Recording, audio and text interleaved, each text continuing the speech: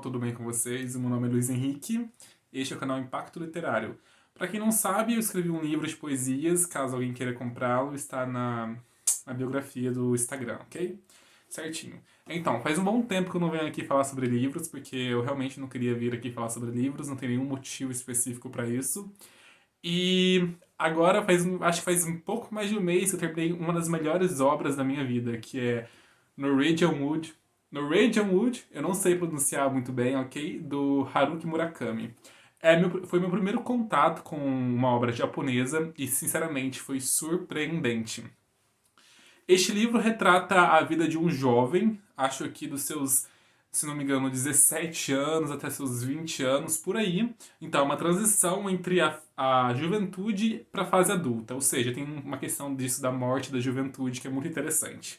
Eu li este livro porque anteriormente eu tinha lido O Apanhador no Campo de Centeio, que também é uma transição da juventude para a fase adulta, apesar de eu ter gostado muito. E eu soube que aquele livro representa o Ocidente, enquanto esse representa o Oriente.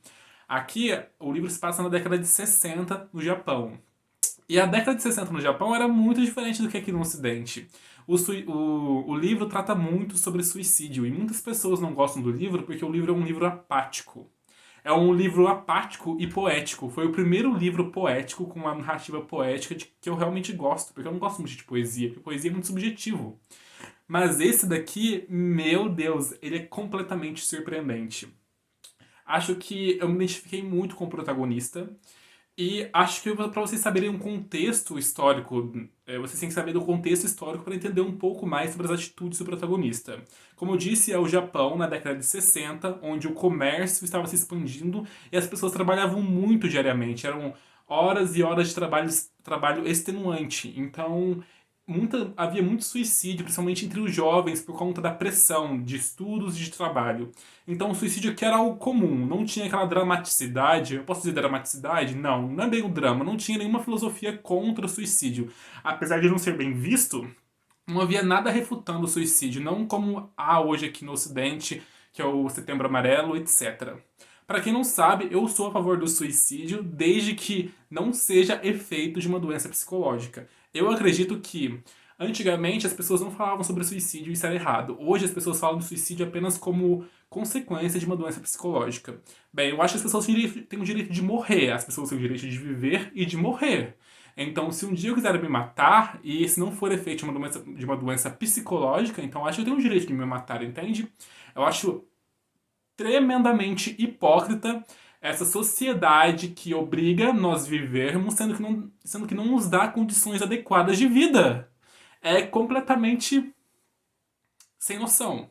Então, eu sou a favor do suicídio desde que não seja efeito de uma doença psicológica, como ansiedade, depressão, etc. Porque daí não é realmente a pessoa que quer se matar, é efeito de uma doença psicológica, ok? Então, esse é meu posicionamento no suicídio. E aqui o livro não é a favor do suicídio, mas ele não trata o suicídio com aquela dramaticidade, que é choro todo dia, que é, nossa, eu não vou conseguir viver sem meu amigo que se matou, etc. Não, não é assim que ele trata. Aqui, o suicídio ele é tratado de uma maneira mais apática. As pessoas, tipo, elas pensam no suicídio de uma maneira um pouco mais distante, mas ainda assim profunda. Aqui você percebe que o suicídio é algo muito, muito negativo mesmo. Tanto que o suicídio de uma pessoa, neste livro, leva para o suicídio de outra pessoa. Ou seja, o suicídio de alguém tem consequências a longa escala, a larga escala, não sei.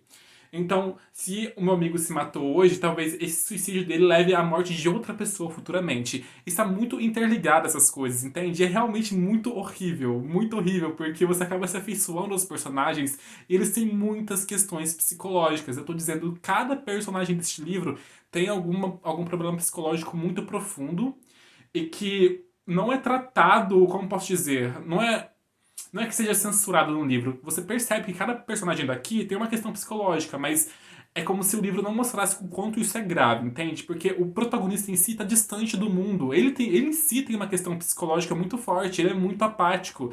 Ele não se liga muito com as coisas, etc. Ele ainda está sofrendo pelo suicídio do melhor amigo dele.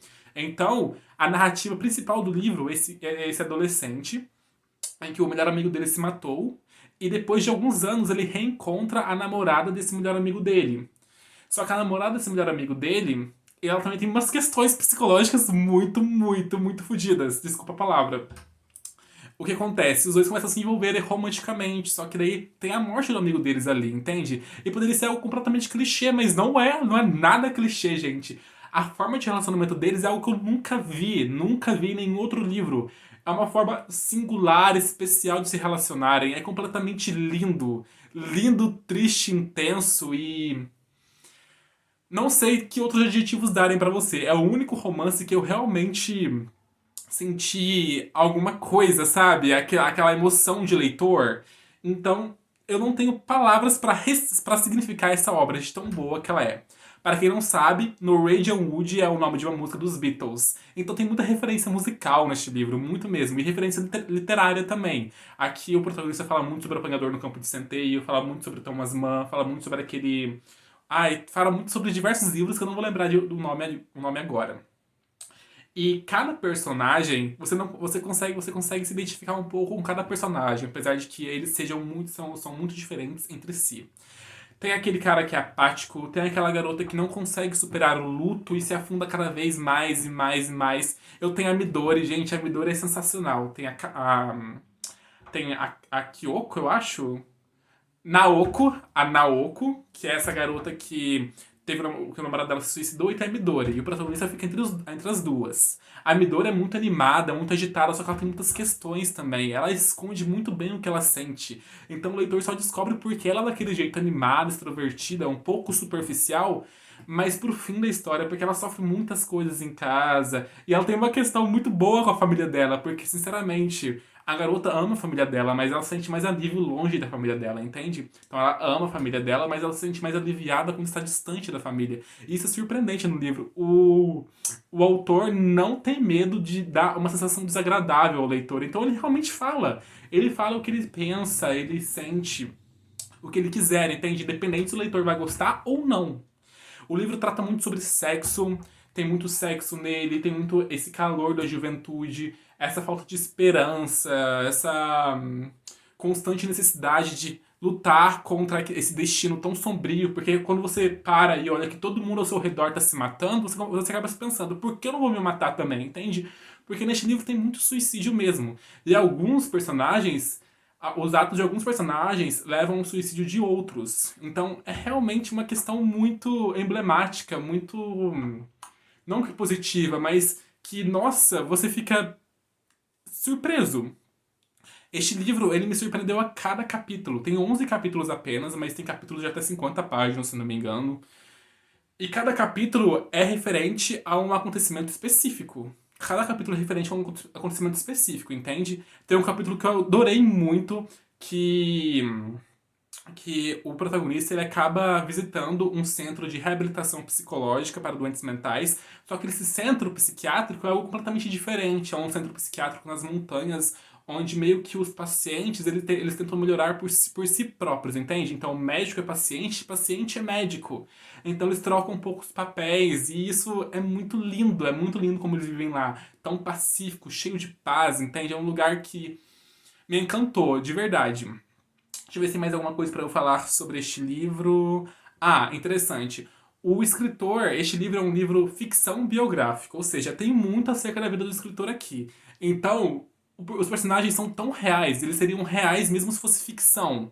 Só que, quando você nota que eles realmente podem ter existido, eu acho que a Midori, a Naoko e muitos outros personagens que realmente existiram, você acaba se sentindo ainda mais mal e ainda mais bem, entende? Mal por conta do que acontece a eles e bem porque eles são pessoas surpreendentes. Eu queria ter conhecido eles, eu queria ter nascido no tempo e espaço deles, eu queria poder conversar com eles. Porque as conversas deles são tão singelas e profundas e diretas, entende? Não tem essa dramaticidade do Ocidente.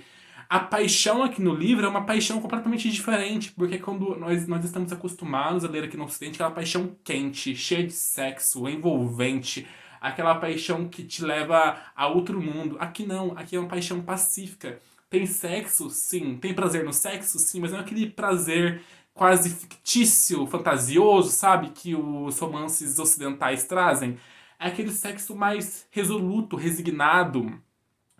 E E a paixão aqui é uma paixão que se mistura com o cenário da história, entende? Então é algo que não que te eleva no mundo, mas que te integra ao mundo, sabe? Então você faz parte dessa paixão, ela não vai te elevar, ela não vai te rebaixar, talvez em alguns momentos você se sinta melhor ou mais mal com ela, mas ela é apenas uma paixão, entende?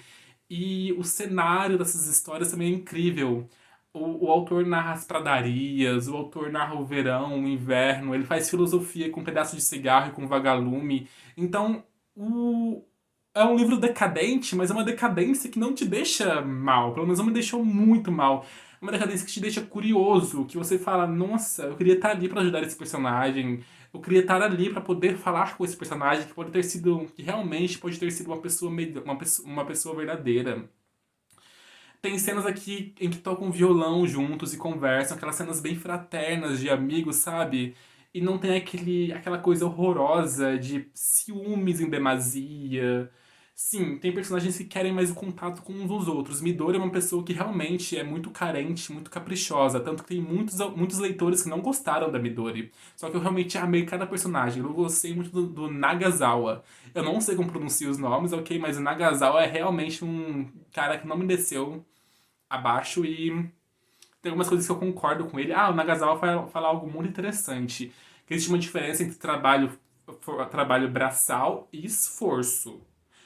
Ou seja, uma coisa é você trabalhar braçalmente diariamente, você se matar de trabalho. Outra coisa é você se esforçar para você conseguir algo melhor, entende? Trabalho braçal não é esforço. Então, eu acho que isso é uma diferença muito importante. Então, se você tá ali trabalhando braçalmente todo dia, se matando no seu trabalho, isso não é esforço, gente. Sinceramente, mude de trabalho, ok? Esforço é uma coisa, trabalho braçal é outra. Isso é algo surpreendente que ele fala e que eu concordo plenamente. O Nagasawa é um amigo do protagonista e ele é um pouco arrogante. Não que ele é um pouco arrogante, ele sabe da inteligência dele, tem certeza da inteligência dele, de como ele é rico, inteligente, bonito. Ele tem certeza de tudo nessa vida. Ele tem certeza do futuro dele, do que ele fará no futuro, etc. É um cara decidido, só que é um cara arrogante. Arrogante em demasia. Ele. Eu acho que tem uma coisa que acho que Nietzsche fala, ou não sei se Nietzsche fala ou algum crítico de Nietzsche que fala que o Nietzsche não é arrogante, ele conhece a própria inteligência e o próprio valor. Eu acho que Nagasawa poderia usar isso como justificativa, assim como Nietzsche usou, ou então como algum crítico de Nietzsche usou, sendo que eu acho Nietzsche arrogante, e eu também acho o Nagasawa arrogante, entende? Mas tem esses dois pontos de vista. Ele é realmente arrogante ou ele reconhece o próprio valor? Pois enfim, o protagonista, eu vou falar um pouco do protagonista para acabar com isso. Ah, já falei um pouco do protagonista, não é mesmo? Ah, eu esqueci o nome do protagonista nesse momento, eu não lembro o nome dele, mas tem o nome dele na história. E esse aqui é um livro de memórias, ou seja, o protagonista começa narrando adulto, acho que com seus 40 anos, num avião, narrando o passado dele. E é uma história sem começo e sem final, porque a vida continua, entende? Então é algo que, tipo assim, ele só quer contar aquela determinada parte da vida dele. Pois enfim, a resenha foi essa, espero que vocês tenham gostado. Até a próxima.